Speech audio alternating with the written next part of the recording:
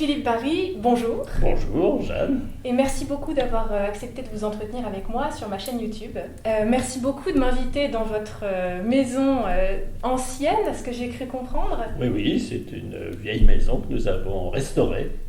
Et puis elle était tellement restaurée qu'on a voulu l'habiter à temps plein. Au départ, c'était une maison secondaire et elle est devenue principale. Voilà. Oui, parce que là, on est quand même perdu dans la forêt, donc c'est... Voilà, c'est assez botanique. Et c'est une maison pas vraiment isolée, parce que j'aurais pas aimé ça.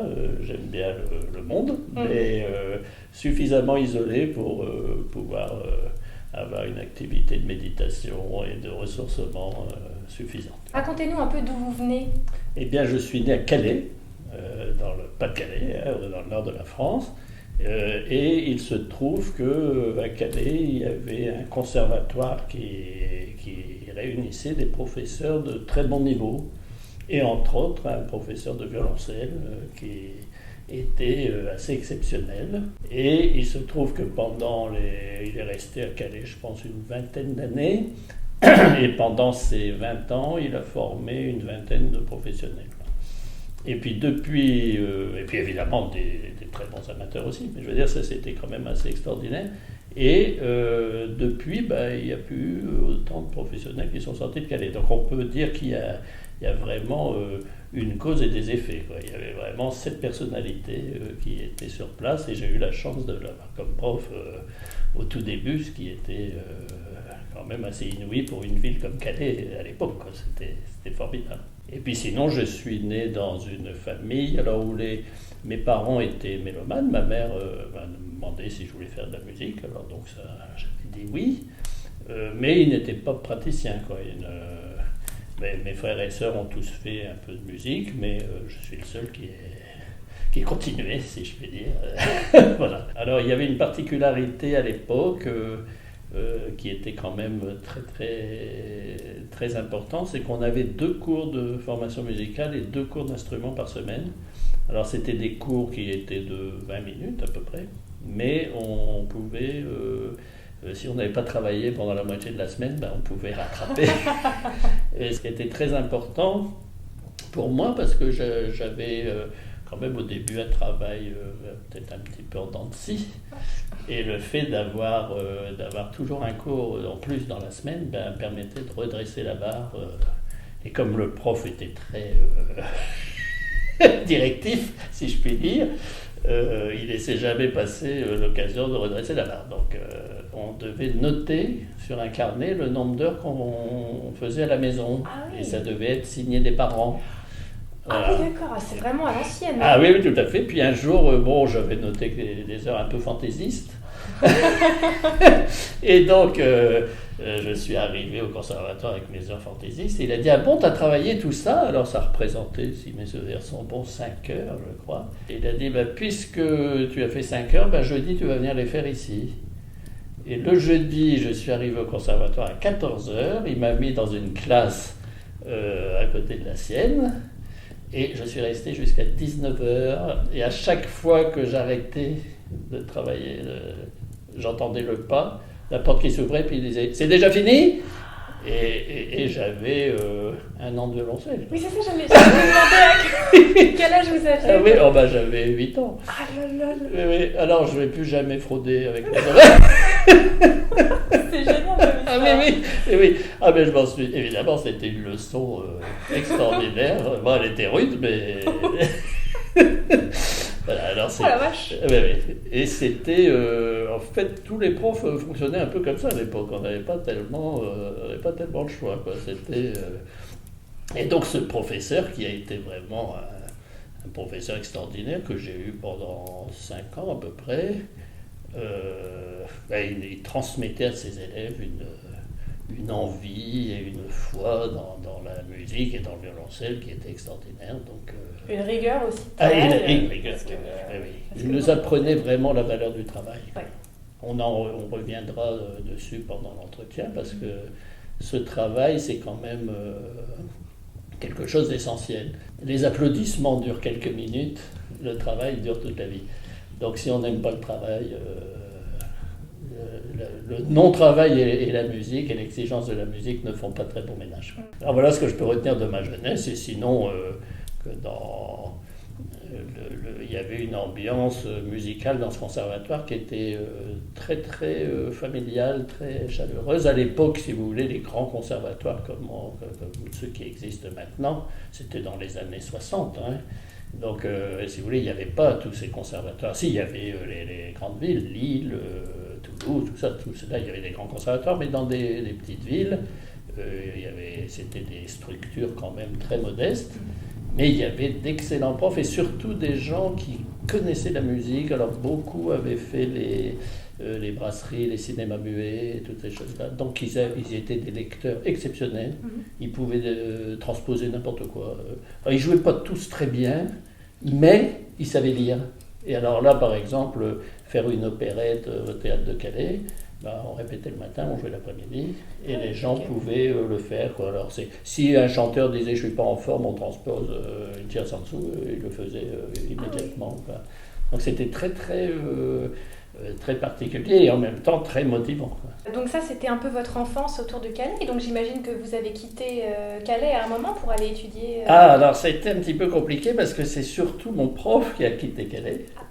Et il a quitté Calais au moment où pratiquement je me décidais à faire ça. Et donc je me suis trouvé à 13-14 ans sans prof et avec une envie de travailler absolument énorme.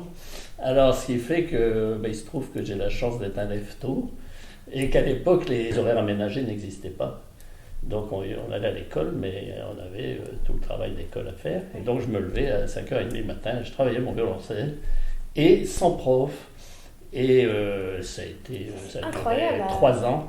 Pendant 3 ans. Oui, pratiquement. Sans prof. Disons qu'il y a eu quand même une petite parenthèse parce que mon professeur était prof à Calais et à Saint-Omer. Et à Saint-Omer, d'ailleurs, c'est là où le directeur était André Lodéon. Et il y a son fils Frédéric, qui a le même âge que moi et qui avait commencé en même temps que moi le violoncelle.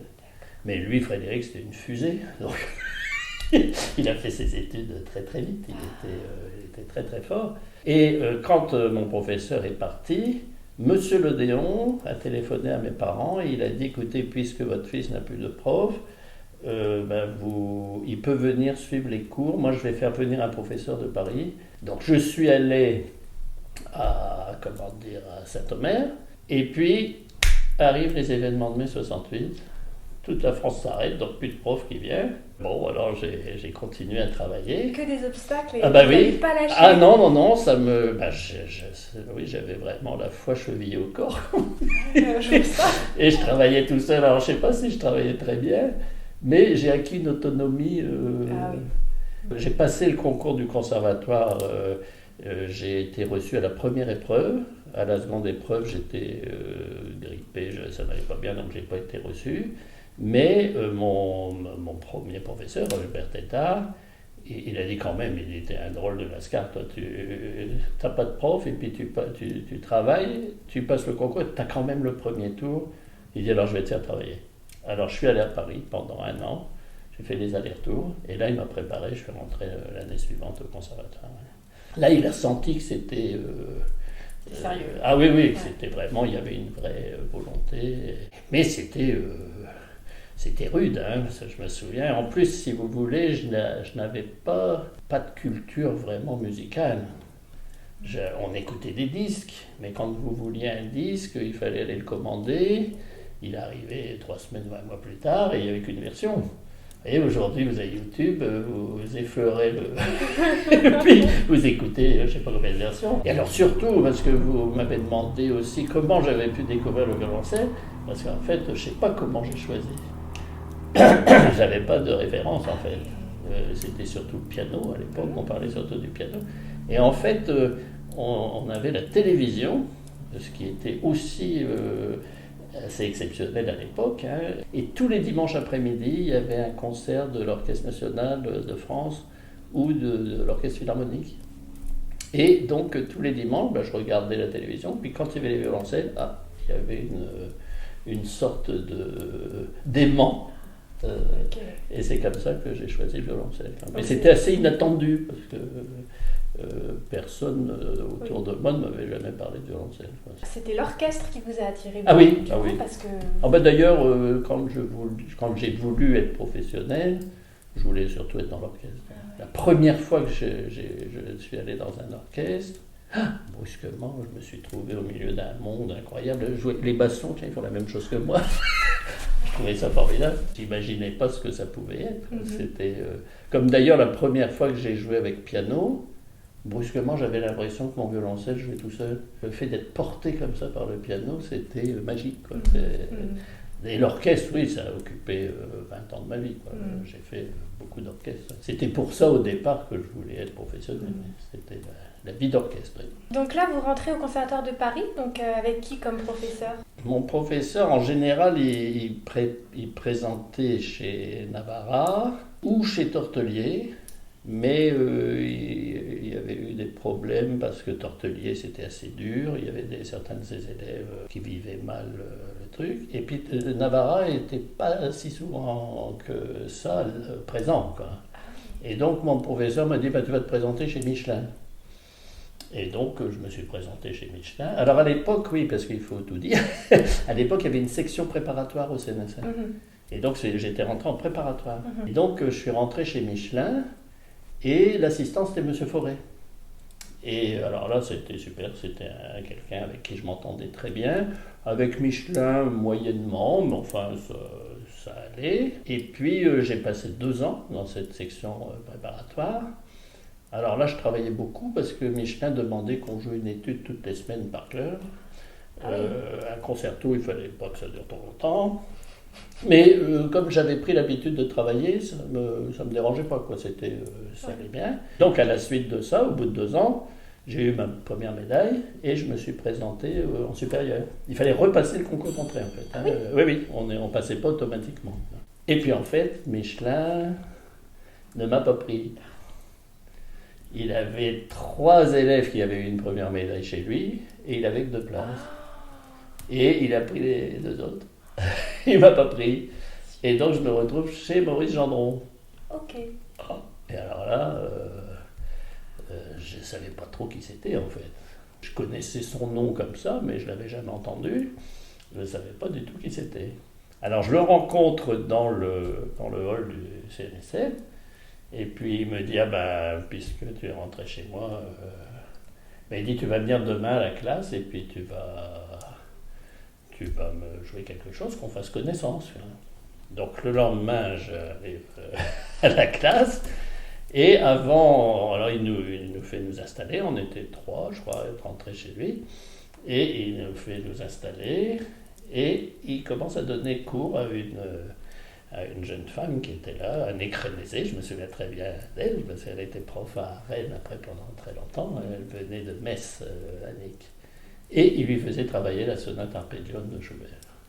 Et alors là, je me suis dit, oh là, je me suis pas trompé de route, quoi. Ah oui, c'était extraordinaire, quand il a pris le violoncelle et qu'il a commencé à jouer.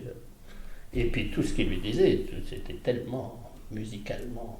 Et c'était vraiment ça, quoi. C'était, je retrouvais vraiment quelque chose, comme j'avais vécu avec mon premier prof, je retrouvais cette exigence, et puis surtout la phrase est magnifique, quoi. C'était, et puis comme ça, quoi, facile.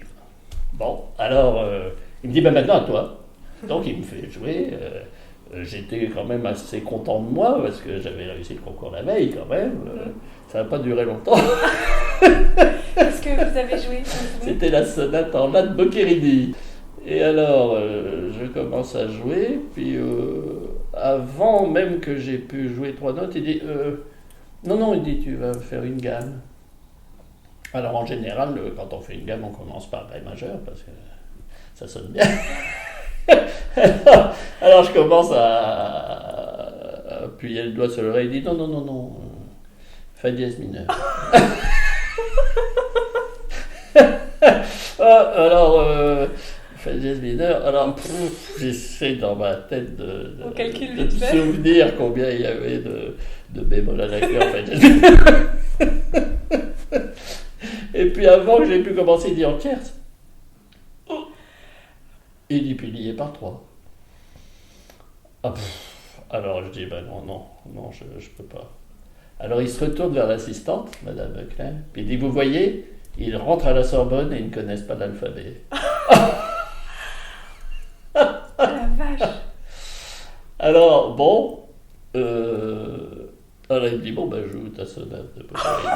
Bon, alors je commence à jouer, et puis au bout de quelques notes,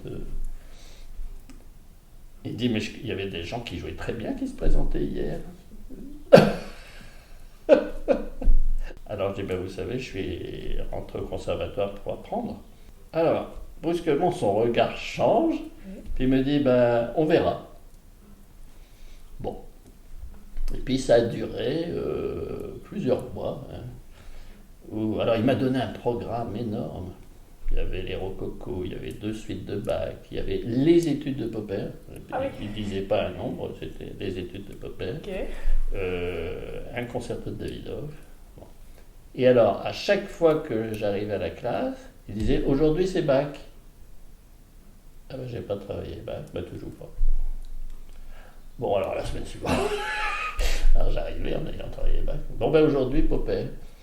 Ah, alors je commence la première étude de Popper, puis quand elle est finie, il tourne la page, je dis, bon, oh, ben, j'ai travaillé la première. Alors il dit, ah oui, quand tu lis un livre, tu t'arrêtes à la 2e page. C'est complètement dingue. Ah oui, complètement, oui. J'avais jamais été habitué à un truc pareil. Et puis petit à petit, alors je me souviens, je travaillais chez moi, et un jour je vois ma mère, je lui dis, tu sais, c'est terrible, je ne sais plus jouer. Je sais plus jouer comme avant, et je sais pas encore jouer autrement. Donc pour l'instant, je sais plus rien faire. Mais enfin, je travaillais. Cette habitude de travail que j'avais prise, bah, elle me servait parce que je continuais à travailler. Et puis, petit à petit, j'ai monté tout le programme. Hein, et à peu près avril-mai, au mois de mai, oui, un jour, il m'a fait tout jouer. Et à chaque fois, j'ai dit oui, je suis prêt. Alors, quand c'était fini, il m'a dit, ah, je crois qu'on va s'entendre. Et à partir de ce moment-là, c'était... Et en fait, j'ai compris après, en fait, il ne voulait pas que des gens viennent picorer son enseignement. En fait. Il fallait rentrer dans sa logique, il fallait rentrer dans son univers, et donc il mettait une sorte de ticket d'entrée, et il voyait comment on réagissait. Et heureusement, j'ai eu une amie, elle était rentrée avant moi. Elle m'avait dit, tu sais, il fait attention à ce que tu fais. Je dis, t'es sûr? Parce que moi, j'avais l'impression qu'il voyait surtout ce qui n'allait pas. Et en fait, elle me disait, non, tu sais, que ceux qui travaillent, ils le savent. Oui. Et donc, ça m'a rassuré. Et le jour où il m'a dit, je crois qu'on va s'entendre, alors à partir de ce moment-là, la confiance était là. Et alors là, il a même les cours n'étaient plus les mêmes. Alors il avait une méthode de travail qui était très, très particulière. Il fallait vraiment faire ses doigtés, ses coups d'archer. Oui. Ah oui, absolument. Il n'était pas question de changer quoi que ce soit. C'était très bien fait parce qu'il avait vraiment réfléchi à la question. Et donc, quand on faisait ses doigtés, ses coups d'archer, en fait, c'était déjà musical. Mais oui, parce que moi je me souviens très bien de l'édition des suites de Bach par Maurice Gendron. Et ben voilà. Si on fait exactement ce qui est écrit, il y a la musique qui se dégage de ça. Mais si on change, on ne peut pas aller picorer. Il faut tout faire ou rien, mais ça marche. Voilà, et ça marchait pour tout. Ouais.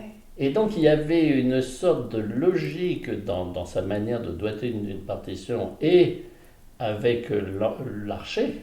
Alors ça, j'avais jamais compris avant. Moi, je fonctionnais pas comme ça. Moi, j'étais plutôt la bête de somme.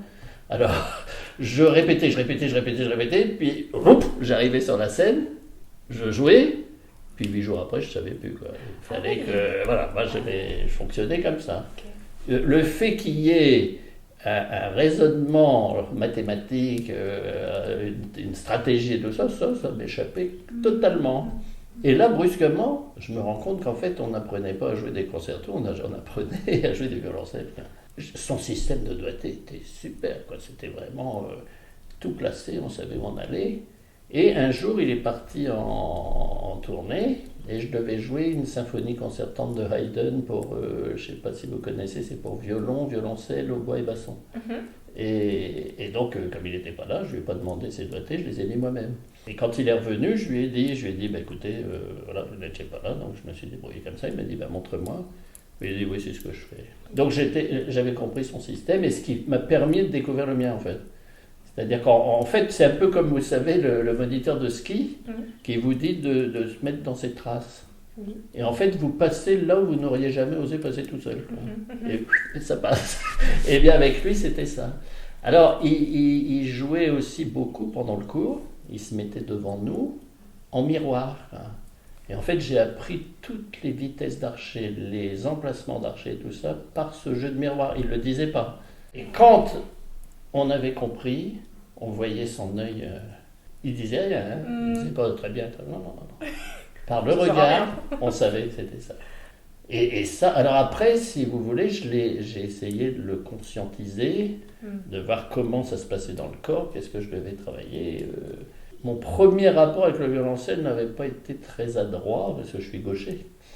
Et je trouvais ça, tirer l'archet, je trouvais ça très, très difficile, j'ai pas envie, quoi. Oui, c'était un geste qui m'a pris du temps. Et brusquement, lui, en le voyant faire, c'était tellement naturel qu'en fait, je me suis mis à le faire sans y avoir réfléchi. Alors après, j'ai réfléchi. Mais en fait, c'est pour ça que, par exemple, dans la pédagogie de l'imitation, il y a des choses très importantes. Alors, il ne faut pas faire que ça, mais les enfants fonctionnent beaucoup comme ça. Il y a vraiment une imitation du geste, et s'ils ont réussi à le ressentir, après, on peut l'analyser, le conscientiser, et peut-être pas le contraire. Peut-être pas vouloir le conscientiser d'abord. Alors après, ça dépend des gens, parce que évidemment, j'ai appris depuis qu'on a un cerveau droit ou un cerveau gauche, et que certains ont un cerveau gauche nettement plus développé, et d'autres le cerveau droit. Donc le cerveau gauche, lui, il a besoin vraiment de structurer avant de faire. Alors que le cerveau droit, pardon, lui va marcher plutôt sur l'intuition. Mais de toute façon, pour nous, il est nécessaire d'utiliser les deux cerveaux. J'ai vu trop d'étudiants, entre autres, mais même des collègues, qui ne fonctionnaient qu'au cerveau droit. Et en fait, alors quand on joue tout seul, on peut s'en sortir. Mais quand on joue avec les autres, il faut savoir où on est, quoi. Et donc il faut vraiment utiliser les deux cerveaux. Et c'est comme d'ailleurs on utilise les deux mains pour jouer une note. Oui, c'est vrai. Oui, c'est très particulier quand même, les instruments à cordes. Casals disait ça, hein. Il disait qu'en fait il avait des intuitions musicales et qu'après il les vérifiait par l'harmonie, par le phrasé, par la structure rythmique. Mais il l'avait d'abord en intuition. Oui. Mais il n'en restait pas là. Et il ne faisait pas « je construis l'harmonie, je construis, et puis j'aurai peut-être la musique après ». Il avait ce côté. Parce que je pense que dans la musique, il y a vraiment ce qu'on ne peut pas dire avec les mots. C'est un art. Alors Navarra dit souvent « l'artisan précède l'artiste ». Là, je crois que c'est vrai. Mais à certains moments, il faut que l'artiste ait été là au début du geste, quoi. Ce qui a décidé que je serais musicien professionnel, parce qu'on ne s'autoproclame pas. C'est-à-dire qu'il y a un moment, on réussit quelque chose, et à l'époque, il y avait le Royaume de la musique. C'était en fait des preneurs de son de Radio France qui circulait dans toute la France. C'était un genre de musique-bus et qui allait enregistrer dans tous les conservatoires des jeunes musiciens. Le jury m'a décerné un premier prix à l'unanimité et ce premier prix permettait de jouer à Paris avec orchestre salle pléienne. Donc c'était formidable. Mais pour réussir ce concours, en fait, je ne savais pas comment je jouais à l'époque. J'avais une sorte de... Je me mettais dans un certain état et il se trouve que ça produisait de la musique. Moi, je ne savais pas ce que c'était qu'un accord septième de dominante. Je savais, oui, un accord parfait, je savais, mais... Je veux dire, je n'étais pas là-dedans du tout. C'était complètement instinctif. ce rapport à la musique, je sais exactement quand il est devenu, je dirais, vital. Un jour, ma mère tenait un magasin et il y a un de mes anciens instituteurs qui est venu avec sa femme parler de moi avec ma mère, parce qu'il faut dire que quand j'étais à l'école primaire, j'avais eu l'audace une fois d'être classé devant son fils et ça lui avait pas plu. Et là, cette fois-ci, j'avais vraiment un bulletin vraiment calamiteux.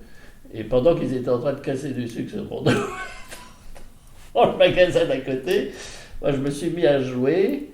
Et en fait, brusquement, il s'est passé quelque chose dans le son, dans le vibrato, dans quelque chose, mais alors qui était complètement inouï pour moi. Et alors, vous allez voir le paradoxe, c'est que ce que je jouais, c'était une plainte. Donc, je savais de quoi je me plaignais, mais j'avais aucun autre moyen de le manifester. Et là, bon, donc si vous voulez, je crois vraiment que la nécessité musicale précède de loin la technique, parce que je n'avais pas les moyens de traduire ça, en fait. Je ne pouvais pas le traduire par une analyse harmonique, une analyse aujourd'hui peut-être, à l'époque non. Et donc, je trouve que dans le processus même de sélection des gens, ça c'est vraiment quelque chose qui doit être pris en compte. Pour moi, il est là le don. On a tendance à admirer l'habileté de quelqu'un, ce qui est déjà un art en soi. Quelqu'un qui est habile pour jouer d'un instrument, c'est déjà un art. Mais quelqu'un qui est habité par la musique, ça c'est autre chose. C'est quelque chose qui peut s'éveiller, qui est peut-être en chacun de nous, mais il faut tirer les bonnes cartes. Oui. Et je pense que le professeur, il a quelque chose à faire là qui est extrêmement important. Il faut former suffisamment pour que l'élève ait des outils, et il ne faut pas qu'il se contente des outils. Et il y a un âge clé, à mon sens, c'est ce que Françoise Dolto appelle l'âge du homard chez l'adolescent, c'est-à-dire que comme le homard, il perd sa carapace d'enfant et il n'a pas encore sa carapace d'adulte. Alors dans cette période du homard, il y a quelque chose de vrai chez l'adolescent. Il est dans une sorte de vérité de lui-même. Et c'est d'ailleurs pour ça que c'est très important pour le prof d'être à la distance juste, de pouvoir remarquer ça et de ne pas en abuser. C'est-à-dire de ne pas vouloir à tout prix forcer. Il y a quelque chose qui doit se manifester à la vitesse de chacun. Alors c'est pour ça qu'il faut toujours être prudent. Ah, celui-là, il ira loin, moi je n'en sais rien, je ne sais pas. Ah, celui-là, il va... Non, je ne sais pas. Ah, celui-là, il n'est pas doué. Ah non, je ne sais pas. Non, je ne sais pas. Et ça fonctionne quel que soit l'âge auquel on commence le violoncelle ? Ah oui. Mais si on commence à 20 ans, alors ? Je pense que là, le rapport à la musique, il est déjà... Même si la personne n'a pas fait de musique, cette nécessité-là, elle s'est déjà fait jour quelque part. Oui. Oui. Parce que j'ai vu des gens qui ont commencé très tard et qui étaient très musiciens. Oui. Donc je pense que ça s'est fait quand même. Mais évidemment, à cette période-là, il y a quelque chose qui est plus, je dirais, plus sûr, dans le sens où on le détecte beaucoup mieux. On le détecte beaucoup mieux. Et si on le détecte, à ce moment-là, on peut, si quelqu'un demande est-ce que je peux faire ma carrière dans ça, oui, ça, tu peux y aller. Après, l'habileté aussi, parce qu'on a besoin de tout dans le monde. Dans toute société, on a besoin de toutes les mains. Quoi. Par contre, il faut, je pense, il faut faire attention à tout ce qu'on dit en tant que prof, en tant que jury, il ne faut jamais mettre un point final quelque part. Toujours laisser des choses ouvertes. On ne sait pas ce que va devenir l'autre. J'ai eu un exemple d'ailleurs avec mon premier prof, Albert Tétard, donc qui était à Calais, prof à Calais, et je dirais sa carrière était faite. Il avait 45 ans, et puis brusquement, en 1967, Il y a un de ses copains qui l'appelle, c'était Jean Huchot, qui était à l'opéra. Jean Huchot faisait toujours la saison de Vichy pour les curistes, et cette année-là, il ne pouvait pas. Et il se souvient de son vieux copain de conservatoire, Albert Tétart. Il l'appelle, il dit: est-ce que tu veux bien faire la saison de Vichy cet été? Tétart, alors Tétart, il travaillait tous les jours au moins 3 heures de violoncelle. Au moins 3-4 heures de violoncelle. Donc il était en pleine forme, il jouait très très bien. Et il est allé donc faire la cure, enfin pas pour lui, il est allé jouer. Et il y avait un inspecteur du ministère qui faisait une cure. Et à l'époque, c'était la création de l'Orchestre de Paris. Et Charles Munch, qui était le premier chef de l'Orchestre de Paris, ne voulait pas d'un jeune, parce qu'à l'époque, ils avaient déjà recruté Roland Pidoux, René Benedetti, Jean Barthes, des gens comme ça. Et Munch avait dit: si je mets un jeune comme soliste, tous les autres vont vouloir sa peau. Donc il faut qu'on ait un type qui ait déjà une carrure et qui pourra leur imposer quelque chose, et un type qui joue suffisamment bien. L'inspecteur du ministère, qui s'appelait Roger Tessier, il a dit: on le tient, c'est lui. Et donc mon prof s'est retrouvé à 45 ans, il a quitté Calais, et il a changé de vie complètement. Il est devenu violoncelle solo de l'Orchestre de Paris. Et, bon. Donc si vous voulez, est-ce que quelqu'un aurait pu parier ça sur lui? Non, certainement pas. Donc je pense qu'il y a vraiment dans la vie, il y a les fleurs de printemps, les fleurs d'été, les fleurs d'automne et les fleurs d'hiver. Regardez Clara Askin, elle a commencé sa carrière de pianiste à 50 ans. Alors elle jouait très bien du piano avant, évidemment, mais elle a commencé à être connue, très demandée à partir de 50 ans. Donc c'est très, si vous voulez, on ne peut pas faire le calendrier de quelqu'un. Il faut être très respectueux. Des gens qui, soi-disant, n'entendent rien, ouh là là, ça, j'en suis revenu beaucoup. Je me suis renseigné, et en fait, c'est beaucoup plus subtil que ça. La question de la justesse, qui est quand même centrale dans nos instruments, c'est beaucoup plus qu'une question d'oreille. L'oreille est très importante, mais on peut entendre sans oreille. Qu'est-ce que ça veut dire? Ça m'intéresse, du coup, je suis très intriguée. Eh bien, ça, j'ai été une discussion avec la femme d'un collègue, violoncelliste. Cette femme est spécialiste des sourds et malentendants. Et donc, elle m'a expliqué que, en fait, quand on est occupé, il y a des endroits de l'oreille qui ne sont plus stimulés. Ils appellent ça un recrutement, d'ailleurs. C'est le nom qui est donné. Et donc, quelqu'un qui est occupé à jouer, il n'entend plus ce qu'il fait. Il entend des bribes, mais il n'entend plus. Et donc, alors ça, c'est une première chose. Et alors, elle me racontait qu'elle avait une fille violoniste, et elle était un jour en train de faire travailler une petite sourde dans sa cuisine. Elle lui faisait faire des exercices et tout ça, et sa fille travaillait son violon dans la chambre au-dessus. Et puis à un moment, la petite sourde s'est mise à chanter ce que jouait sa fille. Voilà. Donc en fait, on entend par le corps aussi. Et c'est ce qui explique que Beethoven pouvait composer, il mettait son piano sur le sol, il avait retiré les pieds. Et en fait, il ressentait les vibrations par le sol. Donc notre corps entend. Et c'est pour ça qu'il est très important d'être souple quand on joue. Parce qu'à ce moment-là, quand on est crispé, en fait, on empêche le corps d'écouter, en fait. Voilà. Et en fait, pour qu'on puisse jouer juste, c'est pour ça qu'il est très important de ce qu'on appelle construire le chant intérieur. C'est-à-dire qu'en fait, le chant intérieur, c'est pas automatique. Non, c'est quelque chose qu'on a construit. On sait ce qu'on veut entendre. Donc là, il va falloir étudier la partition, il va falloir construire et la justesse, en fait, ça va être comme deux photos qui sont dans l'appareil photo. En fait, on règle l'objectif et brusquement, les deux photos sont l'une sur l'autre. Eh bien, la justesse, ça va être la même chose. C'est-à-dire que vous entendez votre chant intérieur et votre main en permanence cherche et votre oreille ne fait que contrôler, en fait. Mais comme elle sait ce qu'elle doit contrôler, à ce moment-là, elle entend. Puisque ça devient une priorité. C'est un peu comme un funambule qui cherche son équilibre. Si vous n'êtes plus attentif à votre équilibre, vous tombez. Donc vous payez l'addition tout de suite. Ben, nous aussi. Oui, c'est moins risqué, mais... Si ce n'est que c'est surtout le prof qui paye l'addition.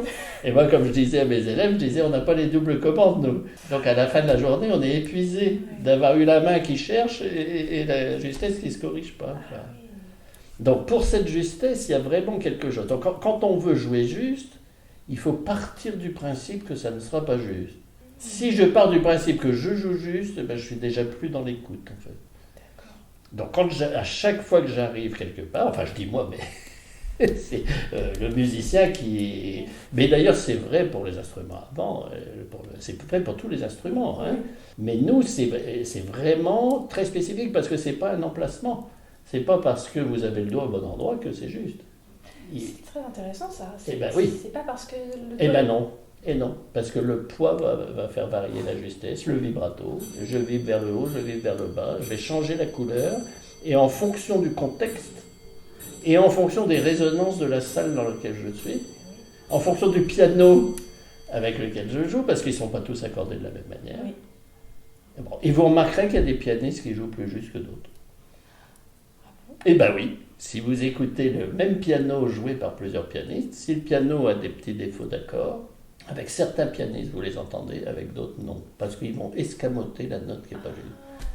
Ils vont ressentir la justesse et ils vont moduler leur justesse, en fait.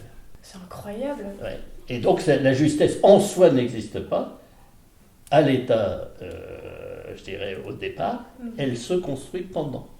Voilà. Et si vous avez, par exemple, beaucoup de résonance, vous allez avoir des interférences, donc il va falloir jouer avec. Et peut-être adapter votre tempo. Alors évidemment, ce sont des subtilités. C'est-à-dire que vous n'allez pas jouer 3 fois plus lent parce que c'est très réverbérant. Non, mais légèrement, oui. Et ça, je pense que c'est à ce niveau-là qu'on peut parler de sensibilité. Oui. Quand vous en parlez, on a l'impression que c'est hors de portée de calculer chaque... Ça ne se calcule pas, en fait. Oui, ça ne se calcule pas, d'accord. Ouais, ça se ressent. C'est comme... je vais essayer de vous donner une comparaison qui est assez simple. Quand vous conduisez une voiture, vous ne dites pas « je vais prendre un virage de 32 degrés, 3 ». Oui, pardon. Qu'est-ce que vous faites? Vous tournez en fonction. Hein. Si vous devez prendre le coin de rue suivant ou un virage, en fait, votre œil va évaluer et en fait, votre main va suivre en fait la conduite de l'œil. Ouais. Eh bien, en musique, c'est l'oreille. C'est l'oreille qui va conduire. Alors, au début, ça va vous paraître très compliqué. Et puis, petit à petit, la main, en fait, va... Alors, évidemment, il y a un travail préalable de savoir où sont les positions. Oui, quand même. Ça, évidemment. Il y a le travail des gammes. Pourquoi on travaille les gammes? Alors ça, une fois, il y a une jeune fille qui m'a appelé. Elle me dit, je suis violoncelliste, je peux vous poser une question? Je dis, oui. Il paraît que vous faites travailler les gammes. Je dis, oui. À quoi ça sert? Je dis, ça sert à entendre sonner mon violoncelle dans toutes les tonalités. Quoi. Ah bon, et ça sert à quelque chose? Je dis, oui, c'est ça qui me permet d'entendre les couleurs de l'instrument en fonction de la tonalité. Ah bon? Merci. Bon, et en fait, dans les gammes, je vais régulièrement entendre mon violoncelle sonner. Et donc, il est très important de changer de gamme constamment. Je crois que c'est Casals qui disait « le meilleur, c'est celui qui rectifie le plus vite ». C'est-à-dire qu'en fait, j'ai la main qui va chercher la justesse en fonction de ce qui se passe en dessous et en fonction des tonalités. Mais si mes tonalités, je les travaille chaque jour. Et évidemment, si je n'en fais jamais de gamme, il va falloir que je construise ça sur chaque œuvre. Ça, c'est déjà plus compliqué. Mais si vous voulez, je fais d'abord un travail de palette sur des gammes où j'ai le temps de voir venir. Et donc après, on va travailler sur des œuvres. Alors, il faut commencer sur des œuvres assez simples. Alors ça aussi, je pense que dans la progression, si vous voulez, on est souvent trop optimiste trop tôt. On fait travailler des choses trop dures. Ah, on dit ça va faire du bien, mais moi je suis pas sûr qu'on fasse du bien à faire des choses trop difficiles. Moi j'ai un exemple, je prends toujours ça comme exemple aussi. Je vais pas emmener quelqu'un faire une randonnée dans l'Everest ou dans la Napurna s'il ne sait pas monter un rocher à Fontainebleau. Vous voyez, il y a une progression. J'ai Fontainebleau, après je vais aller dans le Massif central, après je vais aller dans les Alpes, puis après je vais aller... Et puis je vais à chaque fois aller plus loin, tester la longueur, combien de temps. Et ça, dans la progression, ça, il faut faire très attention. Et il faut aussi faire attention que tout se développe en même temps. C'est-à-dire que si vous faites progresser des doigts, mais qu'il n'y a pas de contenu, le gros danger, c'est que l'enfant, lui, se contente des doigts. Et surtout si on le félicite à chaque fois. C'est-à-dire qu'on est dans ce truc. Ah, il faut encourager les jeunes, ce que je trouve en effet très important. Il faut encourager. Oui, mais entre encourager et leurrer, il y a une grande marge. Maurice Gendron, il disait « Je ne suis pas marchand d'opium ». Je trouvais c'est ça, quoi. À quel moment je vends de l'opium et à quel moment je dis à quelqu'un voilà, ça c'est bien, ça tu peux t'appuyer dessus. Alors le rôle d'un prof, c'est ça, c'est à un moment d'être suffisamment en confiance avec l'étudiant. Donc ça se crée sur la durée, c'est du long terme, mais on est dans la confiance, et à ce moment-là, l'étudiant sait que quand le prof dit ça sonne comme ça, là, c'est que ça sonne comme ça. Voilà. Donc à ce moment-là, parce qu'on ne sait pas nous comment ça sonne en fait, c'est un peu comme notre voix. Moi je connais ma voix par moi-même, quand je l'entends à l'extérieur, c'est plus la mienne. Donc c'est avec notre manière de jouer, c'est un peu la même chose. Mais en fait, plus le professeur va nous donner des renseignements fiables, et plus on va se reconnaître en direct dans notre jeu.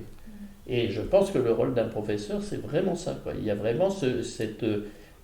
d'ailleurs, très souvent, les élèves restent très attachés à leur premier prof, parce qu'il s'est créé un rapport de confiance très très fort, et très souvent, ils vont lui rejouer des choses bien longtemps après. Et tout ça, je trouve que c'est très important, ça. C'est une filiation, ce dont on parlait avant l'entretien. Il y a quelque chose de l'ordre de la filiation. Et je trouve que actuellement, il y a quelque chose d'un petit peu trop éclaté dans l'enseignement. Alors je trouve bien que les élèves puissent avoir plusieurs avis. Ça, je trouve que c'est même... on voit ça en médecine, par exemple, les gens travaillent en réseau. Moi, je vois que j'étais assistant pendant très longtemps au conservatoire. Ça ne me dérangeait pas d'être assistant, c'est pas honteux. C'est un travail très noble. Et en même temps, les professeurs et l'assistant, ils font un travail ensemble qui est très... qui est rassurant aussi, parce qu'on n'est pas tout seul à décider pour un autre. Je trouve que c'est bon. Mais en même temps, il faut pas disperser les informations. C'est-à-dire que le problème de l'information, d'ailleurs on le voit bien sur Internet, j'ai eu une maladie assez grave il y a une dizaine d'années, et mon médecin m'avait dit, quand vous ne comprenez pas les résultats que je vous envoie, appelez-moi, ne regardez pas sur Internet, sinon vous mourrez la nuit suivante. Donc c'est quand même, je pense que c'est vrai pour tout. Oui. En fait, c'est très difficile de trier. Alors évidemment, il y a des gens qui connaissent très bien le sujet, qui vont pouvoir tout de suite séparer le bon grain de l'ivraie, mais tout le monde ne sait pas le faire. Et je trouve que c'est très important d'avoir un rapport avec le savoir qui soit structuré et qu'on puisse savoir d'où ça vient. Moi, j'ai découvert ça avec ce qu'on appelle l'école française de violon, qui est c'est toutes les cordes. Ça répond à des critères très précis. Donc, après, par exemple, les Américains font autrement. Bon, ils jouent très bien aussi. Mais c'est pas du tout la même chose. Donc ou les Russes aussi, ils font encore autre chose. Bon, alors, est-ce qu'on peut mixer l'un avec l'autre? Ça, c'est à manier avec des pincettes. Parce que sinon, au bout d'un moment, on ne sait plus pourquoi on fait les choses. Et donc, ça explique aussi beaucoup, par exemple, les tendinites, les gens qui s'abîment, ben, peut-être parce qu'ils ont mixé des choses qui n'étaient pas mixables. Et alors, il y a aussi un grand absent de tout ça, moi je trouve, c'est la respiration. On en parle très peu, alors que c'est vital. Il n'y a aucun sport de haut niveau qui se fait sans respiration. Alors, je vous donne un exemple parce que j'aime bien les choses assez concrètes. Au CNSM, il y avait un professeur d'escrime. Je ne sais pas s'il y a toujours, mais à l'époque, quand j'y étais, parce que c'était pour les artistes lyriques. Dans certains opéras, il y a des combats, il y a des choses comme ça, donc il faut qu'ils aient des notions. Et il se trouve que ce maître d'escrime, quand j'étais au conservatoire, il s'appelait maître Lacaze. Et moi, j'avais fait un peu d'escrime en étant plus jeune. Alors, j'étais allé le voir en lui demandant si je pouvais faire un peu d'escrime avec lui. Il m'avait dit oui. Donc, j'y allais. Et puis, c'était vraiment très, très intéressant. Et puis, un jour, il a voulu me montrer comment ça fonctionnait à haut niveau. C'était un gars qui avait été entraîneur de l'équipe de France. Il était très fort. Et alors, il avait devant lui une étudiante. Il se trouve que cette étudiante avait été championne junior d'escrime, championne de France. Et il dit devant elle ce qu'il allait faire. Il dit voilà ce que je vais faire. Il dit je vais la feinter. Il dit donc je vais faire ça. Donc elle va faire ça. Et moi je vais passer ici et je vais aller la toucher. Alors, bon, on regarde. Alors, la fille elle se met en garde. Je vous garantis qu'elle était sur ses gardes. Oui. J'ai rien vu, c'était fait. Alors je dis, comment vous avez fait? Il dit, elle était à contre-respiration. Il a profité du moment où elle était à l'envers. Boum, il a touché comme ça. Alors ce jour-là, j'ai dit, il y a quelque chose qui m'échappe là dans le... Et donc, dans énormément de cas de tendinite, de problèmes de tension, c'est pratiquement toujours lié à la respiration. Et la respiration, c'est vraiment lié à l'archet, c'est notre archet. Et donc, si l'archet n'est pas synchronisé avec notre respiration, eh bien, au bout d'un moment, on est en apnée, quoi. Alors, ça veut dire quoi, synchroniser son archet avec la respiration? Il y a comme un instrument avant, c'est-à-dire qu'il faut que je sache où je vais, quoi. Ma phrase, elle fait combien de mesures? Alors, je vais vous donner un exemple très simple. C'est le deuxième thème du premier mouvement du concerto de Dvorak. Alors, pourquoi Dvorak a marqué 100 au point de vue métronome? Et en général, c'est joué, 60. Oui. Admettons 70 parfois. En fait, si vous le chantez à 100, vous pouvez faire toute la phrase.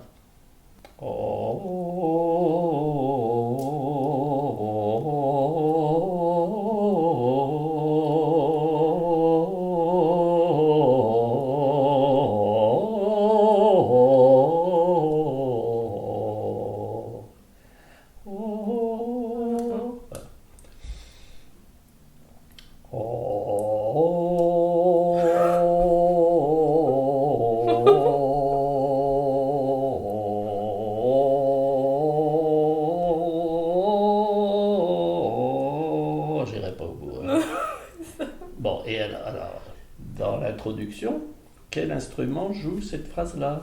Le corps. Eh bien oui. Et donc, est-ce que le corps peut le jouer à 60? Bien sûr que non. Il sera obligé de respirer 3 fois.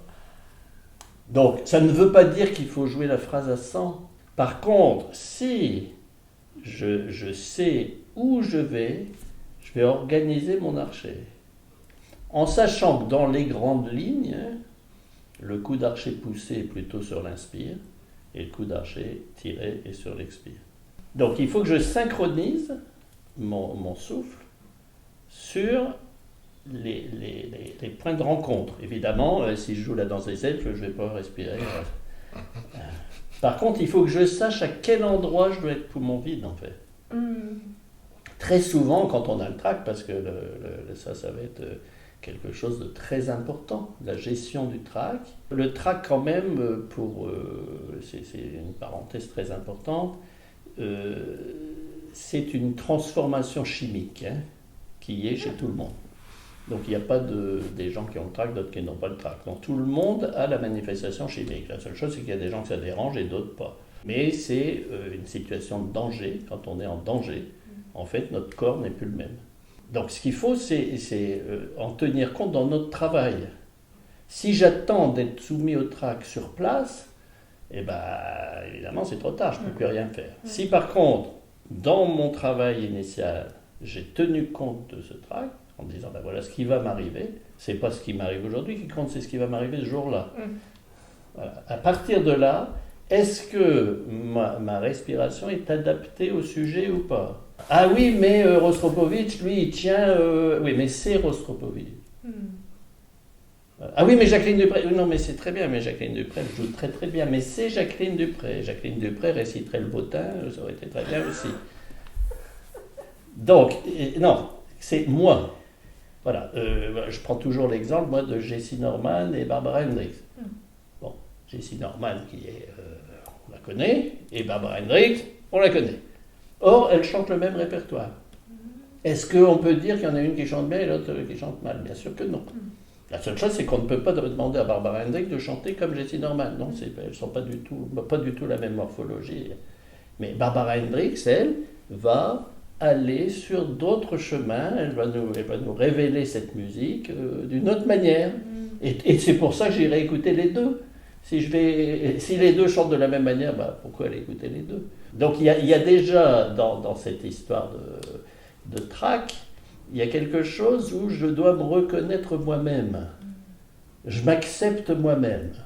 Voilà, je suis comme ça, je ne suis pas parfait. Et je crois qu'il faut aussi arrêter le parcours sans faute. La musique n'est pas un parcours sans faute. Moi, ce n'est pas parce que vous allez me dire une phrase et que vous bafouillez au milieu de votre phrase que votre phrase n'a pas de sens. Par contre, vous pouvez me faire une belle phrase très bien dite qui n'a aucun sens. Donc, il ne faut pas se tromper de cible. Alors maintenant, s'il y a trop d'accidents, à ce moment-là, il y a une faute de structure ou une faute de travail. Donc si c'est une faute de travail, c'est facile, il suffit de travailler plus. Si c'est une faute de structure, il faut la chercher. Qu'est-ce qui fait que cet endroit est fragile voilà. Et donc à ce moment-là, je vais renforcer l'endroit fragile. Il va falloir que je vois autour sur quoi je peux m'appuyer pour le renforcer. Très souvent, on arrive sur l'endroit difficile, alors on n'a travaillé que ça, mais on n'a pas travaillé ce qu'il y avait autour. Or, ce qu'il y a autour, c'est ça qui va me permettre de passer l'obstacle. Donc il faut que je prenne en compte vraiment tout. Dans le choix qui va me permettre de synchroniser ma respiration, là c'est le connais-toi toi-même. Est-ce que j'ai assez de souffle pour ça ou pas? Est-ce que mon tempo me permet de conduire ma phrase ou pas? Mais ce que vous dites, c'est que si on sait qu'on va aller jusqu'au bout avec son souffle, le rapport avec le trac, ça m'échappe un petit peu. Eh bien, parce que comme on sait où on va, on n'a plus peur en fait. En fait, le problème, c'est qu'au moment où on est dans le trac, on n'est plus soi-même. Ça, c'est comme l'histoire de la justesse tout à l'heure. Si vous savez ce que vous devez écouter, vous n'avez plus le temps d'écouter autre chose. Oui. Et oui. Donc, si vous savez où vous devez aller, vous êtes branché sur votre souffle, vous ne pensez plus au reste. Et si vous dites, c'est pas parce que je mets une note à côté que tout est foutu, ça retire beaucoup de stress. C'est très important ce que vous dites, parce que souvent... Et comme par hasard, on ne les met pas à côté. Quoi. Pourquoi? Parce qu'on est dans le bon élan, on est dans la bonne dynamique, on est là. Mais si ça n'est pas mon souffle, moi j'ai été à l'orchestre de l'opéra pendant 10 ans, mais les chanteurs... Vous n'en avez pas deux pareils. Un type comme Pavarotti, mais il pouvait tenir, on avait l'impression qu'il avait un micro, ce gars-là. Donc lui, il pouvait tenir une note. Oui, mais le suivant qui arrivait, qui faisait la même chose, c'était horrible. Tout simplement parce qu'il n'avait pas le même souffle. Donc si vous voulez, c'est très bien d'admirer les gens, la culture YouTube, je veux bien. Pourquoi pas? Mais on n'est pas eux. Et alors surtout quand on va écouter les plus grands. Moi, si vous écoutez la version du concerto de Rostropovitch, du concerto de Dvorak, d'abord il l'a enregistré je ne sais pas combien de fois, mais il a dû le jouer des centaines de fois. Donc lui, moi je l'ai fait quand j'étais à l'opéra, j'ai joué avec lui dans l'orchestre, hein. Mais je veux dire, il faisait ce qu'il voulait. Il faisait ce qu'il voulait et on le suivait. En plus, c'était Rostropovitch. Tandis que vous arrivez devant l'orchestre, et qui c'est ce gars-là? Ils ne font pas beaucoup d'efforts, les gars. Mais si vous êtes Rostropovitch, tout le monde est à l'écoute, tout le monde est là. Et donc, j'ai jamais entendu l'orchestre jouer aussi piano qu'avec lui. Ah bah oui, alors ça change tout. Et donc, si vous avez une vidéo de lui sur YouTube, c'est pas la plus mauvaise qu'ils ont mis, hein. Il n'y en a pas probablement de plus mauvaise. Et, comprenez, donc on ne peut pas imiter l'autre. On est des artistes, vous êtes une artiste, et bien vous êtes unique. Et c'est pour ça que je vais aller vous écouter. Parce que c'est vous que je vais écouter. Et si vous voulez, dans ma vie, j'ai écouté plein de gens qui jouaient merveilleusement et qui ne sont pas connus. Mais qui jouent superbement et on passe une soirée formidable. Mais oui, c'est un petit peu comme au restaurant. Moi, je ne fais pas que des restaurants étoilés. Évidemment que non, je n'ai pas les moyens. Mais je vais manger très bien dans ma vie. Il n'y a pas de problème. Des gens pas connus qui font une cuisine extraordinaire. Oui, bien sûr. Il y a une chose qui est vraiment très importante, c'est l'identité du son. Oui. Là, on aborde encore un sujet très, très important. On veut avoir le son d'un tel, mais non. Non. Le son de Yo-Yo-Ma, c'est Yo-Yo-Ma. Oui, bon, c'est vrai qu'on rêve du son de violoncelliste qu'on admire. Hein, donc Prenez les acteurs. Regardez un type comme Jouvet. Il était bègue. Et en fait, sa manière de parler dans les films, c'était pour ne pas buter sur les mots. Ah oui. Et c'est devenu son style qui a fait de lui un artiste incomparable. Ah oui. Un beau son, oui, mais non, votre son, c'est votre voix. Plein d'étudiants me disaient, j'aime pas ma voix. Je dis, mais tu l'as entendue? Ah non, ah bon, alors, vas-y, chante. Alors, pourquoi chanter? Oui. Alors, on est plein des élèves qui ne veulent pas chanter. Ah bien sûr, parce que ça c'est le... Comment dire? Alors il y a deux choses. D'abord c'est ringard. Et puis là on revient à l'histoire de l'âge du homard. Là il y a quelque chose qui change. C'est-à-dire, et chez les femmes aussi. Hein. Il y a vraiment une mue aussi chez les femmes. Elle n'est pas la même, mais elle est tout aussi importante. Donc si vous voulez, il y a une reconnaissance de l'identité qui est un peu délicate, et c'est pour ça qu'il faut y aller avec des pincettes. Là, il faut être très... Mais il faut aller sur ce terrain-là. Tout doucement, par étapes. Essayer de chercher des notes qui sonnent bien. Comme d'ailleurs pour le vibrato, il y a des notes qui vibrent mieux que d'autres. Donc on va sur ce terrain-là, puis petit à petit on élargit le champ. Mais on a le son de sa voix, oui. Moi, quelqu'un qui parle, je l'écoute, et au bout d'un moment, je sais ce que je veux entendre quand il joue. Voilà.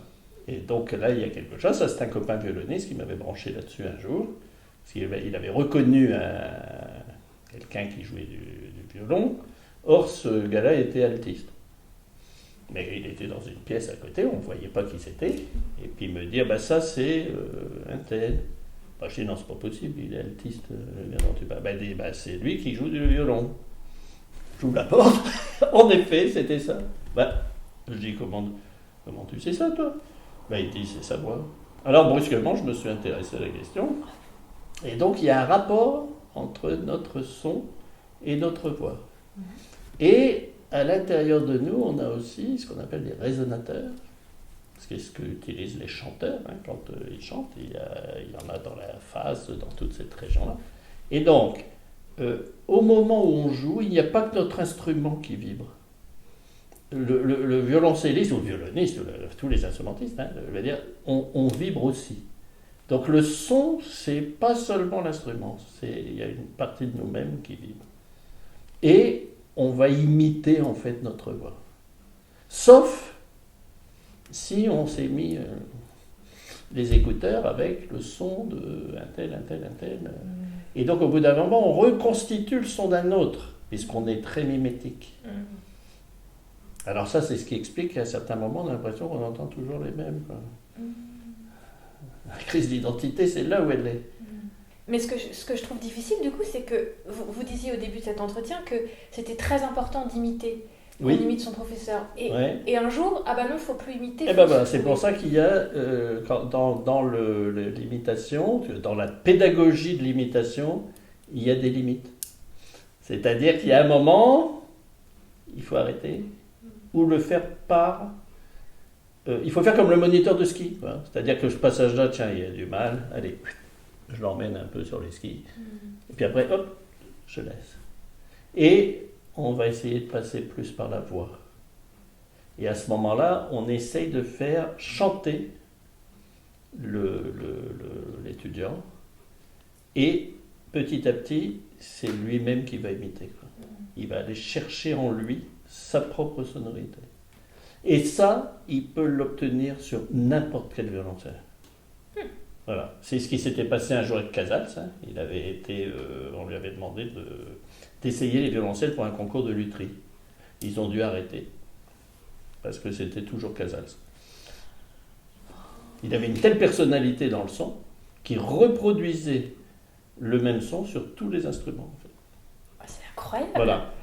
Donc ça, c'est très important. On a une identité, comme par exemple, on se connaît un peu mieux maintenant, ben, la prochaine fois que vous allez m'appeler au téléphone, même si vous ne vous nommez pas, je saurai qui vous êtes. Parce qu'on se connaît par la voix. Donc il y a vraiment, pour la musique, c'est la même chose. Pour l'instrument, il y a vraiment un son, une manière de faire, une manière de parler. C'est pas seulement le son, c'est aussi la manière d'organiser les sons. Quand je parlais tout à l'heure des pianistes qui jouent plus juste que d'autres, ça, c'est tout ça pour moi, c'est de l'ordre de la sensibilité. Je pense que quand on étudie un art, comme n'importe quel art, hein, mais là on parle de la musique, on passe de l'épais au subtil. Quoi. Il y a quelque chose au départ qui est un peu brut de décoffrage, et puis petit à petit on va vers le transparent, mais avec de la matière quand même. Et vous dites transparent, mais on revient à ce que vous disiez sur Gendron, justement, avant cette interview. Oui. Ce jeu très aérien qui était finalement pas en accord avec son temps. Complètement. Il a, comment dire, il a montré la voix d'une autre manière de jouer. Oui. On était beaucoup dans ce qu'on appelait le jeu à la corde, extrêmement tendu près du chevalet. Voilà, absolument. Absolument. Et lui, alors c'est pour ça qu'il a fait un duo historique avec Menuhin. Hein. Il avait même marché. Quoi. Et c'est lui le premier qui a remis Concerto de Boccherini. Il a joué les originaux. À l'époque, on jouait un concerto de Boccherini qui était un pot pourri de 3 ou 4 concertos et qui avait été arrangé par Grützmacher. Oui. Tout à fait. Tout à fait. Haydn, on ne jouait pas l'original, on jouait une version qui avait été faite par Gewert, qui était directeur du Conservatoire de Bruxelles. Et Gewert avait arrangé un petit peu, il avait mis une autre orchestration, me semble-t-il. C'est lui qui a retrouvé qui allait rechercher les manuscrits et qui a fait son édition d'une manière très sympathique. Quand il a fait l'enregistrement de Boccherini et Haydn, je crois que c'est avec l'orchestre amoureux, et c'était Casals qui dirigeait. Casals a accepté de diriger, alors que lui ne jouait pas ces versions-là, en fait. Ah oui. Ouais. Et d'ailleurs, quand Gendron est allé lui jouer Bach, ses suites de Bach, il y a Casals qui a dit « Ah, enfin quelqu'un qui ne fait pas comme moi !» Et oui, parce que tout le monde imitait Casals. C'était la coqueluche de l'époque, quoi, le plus grand violoncelliste. Alors tout le monde voulait faire comme lui. Mais lui, il n'y tenait pas spécialement. D'ailleurs, il n'a pas écrit de méthode. Il a pas fait d'édition Casals parce qu'il disait je change tout le temps. Donc si je mettais des doigtés, des coups d'archet, les gens viendraient m'écouter puis ils me diraient faire autre chose, ils ne comprendraient pas. Donc, il n'a pas voulu faire de traité, de technique et tout ça parce qu'il trouvait que c'était trop... sa manière de jouer était trop en évolution constante. C'est lui qui nous a donné le libre jeu du coude, hein, Casals. À l'époque, on apprenait on apprenait l'archet avec un livre sous le bras. Ah bon? Les gens tiraient l'archer comme ça. Et lui, il a dit, non, il faut libérer le bras. Ah oui, je ne savais pas du tout. Oui, c'est lui. Alors au début, il y a plein de gens qui ont dit qu'il était sur des fausses pistes. Et en fait, c'est lui qui a libéré le jeu. C'est depuis lui que le violoncelle a vraiment pris ses lettres de noblesse. Ouais. C'est très important, son apport. Quoi. Et puis surtout, c'était quelqu'un qui s'était engagé beaucoup sur les... à l'époque, c'était la lutte antifasciste et tout ça. Il s'était très impliqué. Il allait plus jouer dans les pays où il y avait des dictatures et tout ça. Il représentait, je dirais, une force morale très importante. Hein. Ouais. Mais un peu comme Rostropovitch avec l'Union soviétique de l'époque et tout ça. Il y avait, disons que des artistes comme ça qui ont une renommée internationale, évidemment, pèsent de tout leur poids quand ils peuvent. Quoi.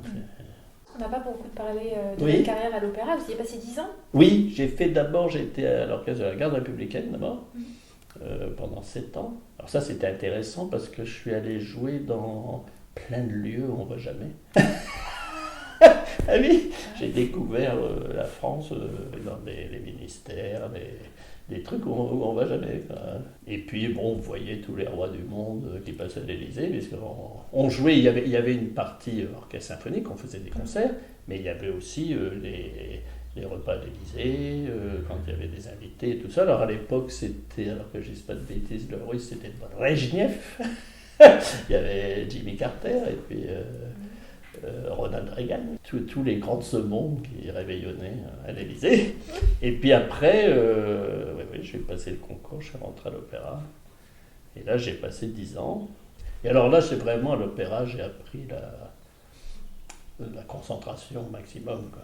Parce qu'un spectacle, ça dure 3h30, 4h, parfois 5. J'avais fait les Wagner, les Saint-François d'Assise de Messiaen, on a fait la création. C'était immense comme opéra. Puis alors, un univers sonore incroyable. Quoi. C'était très très fort. Tous les musiciens étaient formidables. Et il y avait un son très particulier. J'ai fait seulement 2 ans Bastille. Sinon, c'était à Garnier, et là, la fosse d'orchestre, c'était merveilleux. Le son qui sortait, c'était du velours. Quoi. Et puis alors, aussi, j'ai découvert, alors d'abord la voix, ça a été une grande découverte. Tout ce qui est synchronisé au souffle. Et ça, je suis assez effaré que dans les instruments à cordes, il en soit si peu question. Et pas seulement les cordes, tous les instruments, disons, qui ne sont pas obligés de souffler. Quoi. Et on se rend compte que les soufflants, ils travaillent beaucoup, beaucoup mieux parce que tout simplement, ils ne perdent pas de temps. Parce que s'ils perdaient du temps, ils seraient trop fatigués. Si on est dans le souffle, on a une fatigue saine.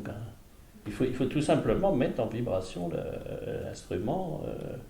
Et nous, en fait, c'est le même rapport. Et la voix, en fait, on chante. Alors, on chante et on danse avec notre violoncelle. Il y a les deux. Il y a le côté chanter. Alors, c'est pour ça que je fais beaucoup chanter mes élèves.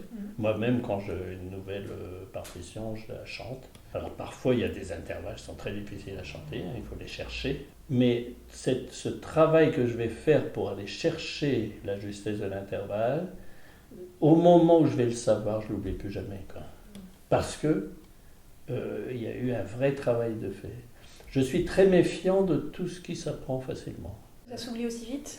C'est surtout, ça va s'oublier au moment où je suis sur la scène. Ouais. Sur la scène, tout change. Brusquement, il y a un public qui vit, qui renvoie quelque chose. Alors d'un public à l'autre, c'est complètement différent. On n'est jamais confronté aux mêmes choses, c'est jamais 2 fois le même public. Il n'y a pas de bon public ou de mauvais public, mais ça n'est jamais le même. Et donc, il faut qu'on maîtrise son texte comme un comédien maîtrise son texte. Il n'est pas comme ça avec son texte sous les yeux, il maîtrise son texte. Donc, quel que soit ce qu'on ait à jouer, même si on a la partition sous les yeux en musique de chambre, il faut maîtriser parfaitement le texte et tout ce qui n'a pas été, je dirais, travaillé en profondeur, va lâcher au moment où je compare beaucoup notre travail à celui d'un pilote d'avion. Il a tout prévu avant et au moment de faire, il gère. Mais il a tout prévu avant. Il sait combien d'essence il y a dans le réservoir, il connaît sa route, il sait ce qui va se passer au point de vue météo. Alors, évidemment, il y a des choses qui ne sont pas comme ça, parce que la carte n'est pas la route. Oui, mais quand même, il a regardé la carte. Il n'arrive pas au milieu du carrefour en disant « je vais où là ?» Non, ça, c'est pas possible. Donc, tout ce qui est intervalle, étant donné qu'on doit construire notre champ intérieur, il faut vraiment le répéter jusqu'à ce qu'il devienne nous. Le texte doit devenir nous. Donc il y a un rapport à la partition qui doit être extrêmement incarné. Alors il y a ça dans l'Apocalypse. Il y a un ange qui donne à Jean, il lui donne un livre et il lui dit de le manger. Et il mange le livre. Et le livre va ressortir comme une prédication. Eh bien, nous, il y a ce même processus, je dirais, où on mange la partition, elle devient nous, elle va ressortir par nos mains et notre corps. Quoi. Voilà. C'est pour ça que tout le corps est impliqué, il n'y a pas que les doigts. Quoi. Alors, il y a plusieurs choses qui interviennent là. Il y a le fait de chanter les notes, de les chanter comme on les chanterait, pas mécaniquement. L'expression est déjà là. C'est-à-dire les attractions, quand il y a un si dièse, il va vers le dé. C'est pas un si dièse, c'est un do, c'est pareil. Non, évidemment que non. Il y a quelque chose il y a des attractions, et il faut absolument battre la mesure, parce que la battue de mesure, c'est notre archet aussi. C'est-à-dire que la battue de mesure, au départ, c'est le premier violon qui donnait le départ aux autres, en fait. Et donc, c'est un geste d'archer. Et donc, si on fait ça, alors il y a un temps de plus, il y a un temps de moins, on ne sait pas. Et au moment où on joue, on a déjà le bras qui est en... Voilà. Et mon mouvement d'archer, en fait, je remplis d'un point ici à un point là, je remplis. Et non pas un point là, un point là, un point là. 1, 2... Non, c'est pas ça, c'est 1. Là, ici, j'ai vraiment... Comme quand je vais tenir mon archer, quoi. Tout ça, c'est rempli. Et je remplis ici. Voilà. Et donc, il y a quelque chose qui... Et tout ça en regardant le texte toujours, avec, si possible, ce qu'il y a en dessous. Gendron disait, vous déchiffrez par cœur. Il a des phrases chocs, Gendron. Ah oui. Vous déchiffrez par cœur. Et alors, combien il avait raison. C'est inouï. On croit savoir. Ah oui, il avait une autre expression, il dit « Tu connais bien ton concerto de A jusqu'à B ». Et plus je vieillis, plus je me rends compte qu'il avait raison. Quoi. Et vous voyez, quand je suis dans un jury, je ne fais jamais d'oreille. Hein. J'ai toujours la partition sous les yeux. Oui, parce que je ne la vois jamais de la même manière, en fait. Et brusquement, je vois un truc que je n'avais jamais vu. Parce que cet interprète-là le joue de telle manière, puis brusquement, il fait ressortir un truc que je n'avais pas vu. Là, on peut imiter dans le sens si le gars fait ressortir un truc... ah ben oui, c'est un truc que j'avais jamais vu. On revient sur l'histoire de l'imitation ou pas. À certains moments, oui. Et à d'autres, comme c'est Rostropovitch, donc c'est bien. Ben non, c'est pas sûr, c'est bien pour lui. Est-ce que c'est bien pour moi? Ça, c'est pas sûr. Donc ça demande beaucoup de discernement. Donc il y a tout ce travail à faire avec la voix, avec la battue de mesure et la respiration. Où est-ce que je vais respirer? De où à où va ma phrase? Moi, je marque sur mes partitions les carrures. Et je les marque spécifiquement. Il n'y a pas de honte à avoir un GPS précis. Parce que quand je vais être sur la scène, si je vois mon écriture, je n'ai pas de doute. Parce que je dis, si ça, je l'ai marqué, c'est que j'ai fait le travail qui allait avec. C'est-à-dire, comme sur l'ordinateur, je clique et j'ouvre le dossier. Et donc, je sais ce qu'il y a dans le dossier. C'est moi qui l'ai fait. Alors que si je vois un truc écrit brusquement et que je ne sais pas d'où ça sort, c'est pas dans ma chambre que ça va se révéler. Ça va se révéler en public, et là, brusquement, je vais me poser une question. Or, nous sommes des conférenciers qui n'ont pas le temps de dire eux. C'est vrai. Au moment où on joue, tout se fait dans un temps donné. On a tout prévu en mesure, mais au moment de jouer, c'est l'art de s'en échapper sans aller trop loin. Et là, on vient dans ce qu'on appelle le domaine vraiment de la sensibilité, la liberté assumée. C'est-à-dire que oui, je peux le faire là, mais je sais pourquoi. Voilà. J'ai choisi mon interprétation. Donc, si on vient me critiquer là-dessus, je suis prêt à l'écouter, mais il va me falloir me donner un meilleur argument que le mien. Parce que sinon, c'est la porte ouverte à tout. Moi, quelqu'un qui me dit ça ne me plaît pas, ben, très bien, pourquoi ? Qu'est-ce qui ne va pas ? Et donc, s'il me dit oh, ben, je ne le sens pas comme ça, ah bon. Alors, Gendron, lui, là aussi, disait Bach l'a senti une fois pour toutes. Ça, c'est pas un argument. Pour moi, je le sens comme ça, c'est pas suffisant. C'est quelque chose que peut dire un enfant. Vous voyez, un enfant qui dirait ah ben ça je le sens comme ça, ah bon. Donc moi mon rôle en tant que prof, ça va être de lui dire ben, écoute ta sensation, il va falloir peut-être qu'on l'ajuste, il va falloir elle n'est pas mauvaise, ta sensation, mais on revient à l'histoire de Casals, hein, et il faut que je puisse la vérifier. Qu'est-ce qui me permet à un moment de dire ben, ça c'était une sensation juste, j'ai une bonne intuition, c'est la bonne. Mais pas avaler tout. Quand on va passer à un concours par exemple, il y a le jury après qui donne les... Alors ça aussi, je suis un peu effaré parfois de ce que j'entends. Parce que, un médecin, il ne dirait pas à quelqu'un, ben, vous avez un cancer. Hein. On peut lui dire comme ça. Hein. Donc, je trouve quand même dans la manière de dire les choses, peut-être que là, moi, si j'étais ministre de la Culture, je prévoirais peut-être une formation pour les jurys. On forme bien les profs, pourquoi pas au jury aussi. Peut-être qu'il y a une manière de dire les choses, il y a une bienveillance, peut-être donner un petit peu moins de médailles en chocolat et plus de choses plus concrètes. Hein.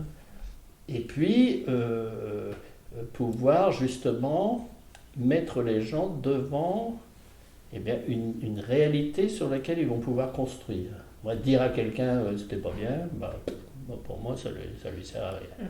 Par contre, si je peux lui dire, je retrouve toujours le même truc au même endroit pendant toute la durée du morceau, donc là, il y a une faute de structure et elle vient probablement de tel truc. Ah bon, alors là, le type, il repart avec du... C'est constructif. Voilà, il repart avec quelque chose sur lequel il peut travailler. Et puis, ne jamais, comme je disais tout à l'heure, mais c'est ça, ne jamais fermer la porte. On ne sait pas ce que la personne va en faire. Hein. Il y a des gens qui ont des dons extraordinaires puis qui n'en font pas grand-chose. Et puis des gens qui paraissent comme ça un petit peu neutres, mais qui finalement font des grandes choses. Il y a dans le travail, je crois que c'est saint Thomas d'Aquin qui disait « Tout ce qui est acquis sans peine est gardé sans amour ». Moi je crois qu'il y a vraiment ce côté travail qui non seulement va enrichir notre interprétation, mais va nous enrichir aussi. Or, au moment où on joue, je pense qu'il y a plus que ce qu'on dit qui se transmet. Je pense qu'il y a ce qu'on est qui se transmet aussi.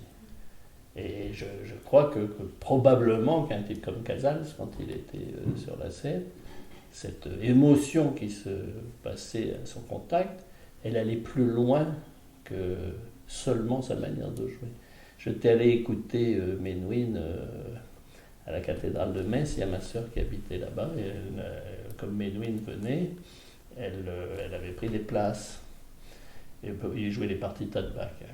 Puis déjà à l'époque, il avait l'archet qui tremblait pas mal, il avait un gros problème d'épaule. Alors j'étais pas très emballé pour y aller, parce que j'avais peur de passer une mauvaise soirée. Quoi. En fait, au bout de quelques notes, j'avais complètement oublié. Quoi. Sa pensée était tellement incroyable que, à la limite, il aurait posé le violon, il a dit on va penser à Bach ensemble, on le faisait. Quoi. Ah oui, je crois qu'il y a un moment où toute technique est dépassée, quoi. À condition qu'elle ait été... et non pas seulement je sais jouer, quoi, je suis habile. Oui, ça, il faut dire qu'il y a des gens qui sont très habiles. Mais ça suffit pas. Ça dépend de ce qu'ils en feront. Parce qu'on voit aussi des gens qui ont je reviens là-dessus, sur les fleurs en fonction des périodes. Il y a des gens qui ont un début de vie, et puis qui brusquement. Alors que se passe-t-il? Il y a aussi les événements de la vie, je pense. Parfois des grosses épreuves, qui nous font nous poser les bonnes questions. Et donc à ce moment-là, qui transforment un jeu qui était, je dirais, normal, devient un jeu passionnant parce que... Mais c'est quand même, les grandes œuvres sont souvent liées à de grandes souffrances. Oui, ça c'est vrai. Donc il faut accepter aussi cette part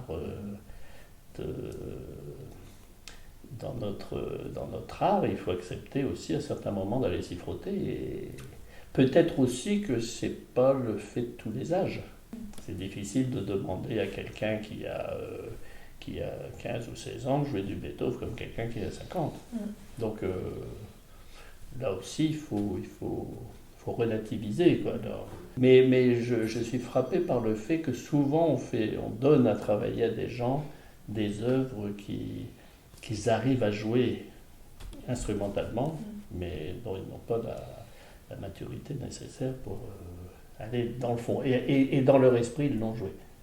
Donc c'est très difficile de revenir en arrière après. Il y avait eu avec Philippe Muller une petite étudiante qui avait été un peu adulée, et un jour on l'a envoyé auprès de Philippe pour qu'il remette un peu les choses d'aplomb. Comme il avait l'habitude de prendre des gens jeunes et tout ça, il savait comment faire, mais en fait elle ne voulait pas. Ah oui. Étant donné qu'on l'avait adulée tellement en étant gosse que faire ce travail-là, elle ne voulait pas. Donc lui, il l'a fait comme il... Mais on sentait qu'elle ne voulait pas faire ce travail. C'est pour ça qu'il faut faire des compliments, il faut reconnaître ce qui est, il faut encourager, il faut valoriser, mais faire attention aussi à la vanité. C'est vite fait. Gendron, pour plein de choses, avait toujours des images. Alors, par exemple, pour le vibrato, des choses comme ça, ou pour ce genre de choses, il disait, tu sais, c'est comme le rouge à lèvres. S'il y en a trop, c'est pas beau. Ou alors pour ceux qui savent tout, ils disaient, ah oui, celui-là, il sait tout et rien d'autre. J'ai trouvé ça. Je suis beaucoup... je l'ai cité très souvent dans ma vie parce que je trouvais que c'était des formules très simples et devant lesquelles on est peu de choses, quoi. Ah oui, c'est des punchlines, là. Oui. Et puis juste, quoi. Oui, c'était quelqu'un d'assez extraordinaire. Et alors, le fait de l'avoir connu en étant d'abord élève et puis après en tant qu'assistant, je l'ai vu sous un autre jour, quoi, puisque là, il était plus communicatif quand j'étais assistant. Là, je l'ai découvert, j'ai vu davantage son humanité, je dirais, très écorché vif. Et il était très sensible. Il avait un trac fou. Alors, il pouvait bousiller un concert. Ou alors, c'était inoubliable. Il y a Philippe Muller qui l'a entendu jouer le concerto de Shostakovich avec l'Orchestre National de France. Philippe m'a dit, c'est un des plus beaux concerts de ma vie. Mais oui, mais il en parle dans l'entretien que j'ai fait avec lui. Il parle de ce concert, il a dit que ça l'avait complètement fasciné. Complètement. Et puis à côté de ça, il pouvait être au 10e sous-sol. Un jour, on était rue de Madrid ensemble, et puis à un moment, il me dit, tu vois le gars là-bas qui traverse pour ne pas avoir à me dire bonjour? Je lui ai sûrement fait du bien un jour. Oui, parce qu'il disait les choses, tu sais, je n'ai pas entendu me dire une chose qui n'était pas juste. La seule chose, c'est que brusquement, on se sent à poil, quoi. Oui. J'imagine quand on n'est pas bien préparé, ça peut casser un peu. Hein. Mais étant donné que mon premier prof, lui, était terrible, moi, quand j'ai vu Gendron, c'était plutôt cool. Et on se souviendra de ce fameux jeudi des 5 heures de violoncelle. Ah oui. Ça, Albert Tétard, même après, quand j'étais déjà à l'opéra, de temps en temps, j'allais lui jouer un truc. pas tranquille, hein, tant que j'étais pas sorti. Hein. Et pourtant, vous n'êtes pas comme ça du tout. Moi, je suis allée vous jouer des choses, il n'y avait aucun problème. Ah non, non, parce que je me suis inscrit dans autre chose. Mon trajet m'a montré qu'il y avait plein de choses qui ne se voyaient pas. Mais c'est pas parce que ça ne se voyait pas que ça n'était pas. Et donc, a priori, quand je rencontre quelqu'un, je n'ai pas d'a priori. Quoi. Je n'ai pas d'a priori. Et j'écoute. Et puis, je suis plutôt d'un naturel optimiste. C'est-à-dire que s'il y a quelque chose qui ne va pas, j'essaye de trouver qu'est-ce qui est à l'origine de cette chose-là. Alors, très souvent, il y a un manque de confiance. Hein. Ça, c'est... Mais étant donné que moi, je l'ai connu, ce manque de confiance, alors là, j'ai des recettes. Ah bon? Ah oui, j'ai dit tout à l'heure, le travail, le machin, j'ai tout prévu, je marque tout, même un dos corps David, je marque. Je veux dire, j'ai des recettes pour... Donc, quelqu'un qui n'a pas confiance en lui, je sais déjà que je vais pouvoir lui donner quelques recettes de base qui vont le... Après, les gens restent libres, ils font pas. Mais moi, je sais que par exemple, les gammes, bon, quand je suis sorti du conservatoire, pendant quelques temps, j'ai arrêté. Un jour, je ne sais plus ce que j'avais fait, il y avait Reine Flachot qui était dans la salle. Reine Flachot que je ne connaissais pas. Elle est venue me voir, elle était, par rapport à moi qui était debout, elle était haute comme ça. Elle m'a pris comme ça. Elle m'a dit, vous faites plus vos gammes. Je dis, oui, c'est vrai, madame. C'est vrai, elle l'avait entendu. Ouais. Donc je suis rentré chez moi et je me suis remis au gamme. D'ailleurs, je suis rentré à l'opéra 6 mois après, je crois. Ah oui. Donc, elle avait bien repéré le truc. Et donc, il y a vraiment des points sur lesquels on peut s'appuyer. Pour l'archer Sevcik. Ouais. Sevcik a écrit 4000 exercices d'archer, plus 40 variations. Et Sevcik, il a tout prévu pour l'archer. Donc, si on travaille son Sevcik, moi je vois mes élèves qui faisaient Sevcik, au bout de 6 mois, je voyais la différence. Là. Brusquement, pouf, ça y est, ils faisaient plein de trucs qu'ils ne savaient pas faire avant. Donc, ça, et c'est vrai toute la vie. Moi, je vois actuellement, je travaille mon violoncelle tous les jours, hein, et je fais toujours les mêmes exercices. Enfin, pas toujours les mêmes, mais je veux dire toujours Sevcik et les gammes. Bon, bah, je joue correctement, quoi. Il n'y a pas de... Je garde un niveau, quoi. Donc il y a vraiment des fondamentaux sur lesquels on peut s'appuyer et qui restent vrais toute la vie, quoi. Après, en vieillissant, on ne s'appuie plus sur les mêmes choses. On a joué les petites pièces à toute pompe, ça c'est comme des gendrons, des erreurs de jeunesse, mais disons qu'on n'est plus là-dedans. Mais par contre, garder un niveau, ne serait-ce que pour soi, c'est un vrai bonheur de jouer un instrument, même s'il n'y a pas de public, en fait. Oui, ça c'est très important. À un moment de ma vie, je me suis intéressé à la psychanalyse, et j'avais rencontré un psychanalyste que j'ai consulté plusieurs fois. Et puis, alors en fait, le but de la psychanalyse, c'est de nous faire nous rendre compte que chez l'homme, il y a une solitude fondamentale, quoi. Et puis il me dit, vous quand même, c'est particulier. Hein. Je dis, bon, pourquoi? Il dit, vous en fait, avec votre violoncelle, vous ne serez jamais seul. En fait. Et je me suis rendu compte que c'était une sacrée force, quand même. Cet instrument, c'est c'est plus qu'une prothèse, je ne sais pas comment dire ça, c'est une partie de nous-mêmes, quoi. Même le fait d'ouvrir la boîte. Le premier cours de Tétard, quand j'ai commencé le violoncelle, c'était de nous apprendre à mettre la housse. Il fallait mettre la housse d'abord, l'archet après, puis on tirait l'archet d'abord, puis on ouvrait la housse. Mais ça faisait partie du cours.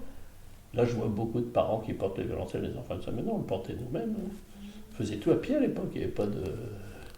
Et tout ça, je veux dire, ça fait partie de nous. Il y a... L'instrument fait partie de notre vie, c'est une partie de nous-mêmes. Ouais. Écoutez Philippe, merci infiniment pour tous ces conseils. C'était vraiment un plaisir de vous recevoir sur cette chaîne et puis de vous écouter. Donc un grand merci. Écoutez, merci d'être venu jusqu'ici. Et merci aussi de faire ces interviews parce que je pense que nos jeunes sont toujours, je pense, avides de savoir un petit peu comment ça s'est passé pour leurs aînés. Alors, bonne route à eux. Voilà. C'est ça. Un grand merci. Et puis, nous, on se retrouve chaque semaine pour des nouveaux tutos autour du violoncelle et des nouvelles interviews de grands violoncellistes qui viennent partager leur histoire. Ciao à tous. Au revoir. Par quel instrument Dvorak fait-il jouer ce thème dans l'introduction? C'est le hautbois. Non, le corps. Le corps, pardon. Donc vous imaginez le corps? Je vais pouvoir la refaire pour pas me planter. J'ai le droit? Oui.